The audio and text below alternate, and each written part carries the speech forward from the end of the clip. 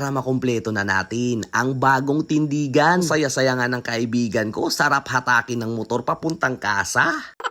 Mga bossing, eto na ang tindigan niya ngayon. Mas nabuhay ang forma ng NMAX. Mas lumitaw din ang kulay ng kaha. Napakapogi. Siguradong lilingunin na naman ang NMAX ng tropa. Sarap ihatak papuntang kasa.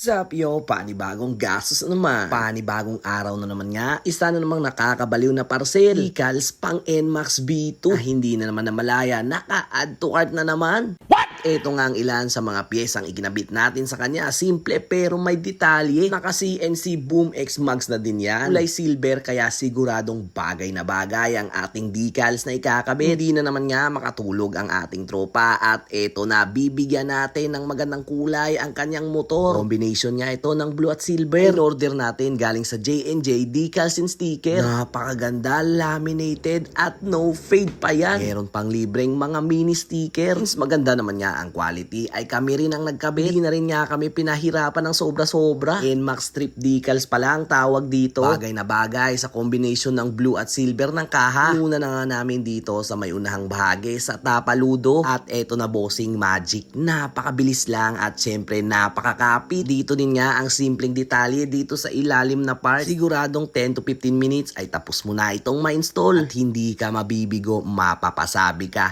Napaka-solids. After nga naming maikabit ang mas maliit ay dito naman tayo sa mas malaki. Napakadali nga nito i-install kahit wala na talagang blower. Partida pa yan, may hangover.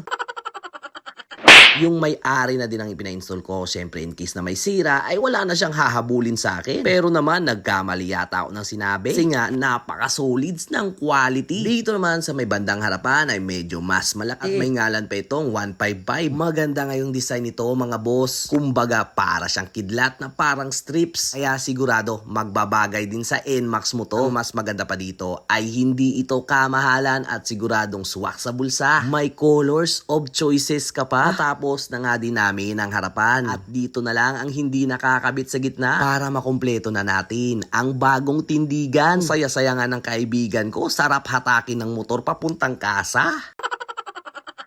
So, napaganda ng pangalang NMAX. At eto na nga ang pinakahuling i-install. Hindi nga naman ako nagkamali sa pagpili ng kulay. Umitaw at nagkaroon ng buhay ang kulay ng NMAX na tunay.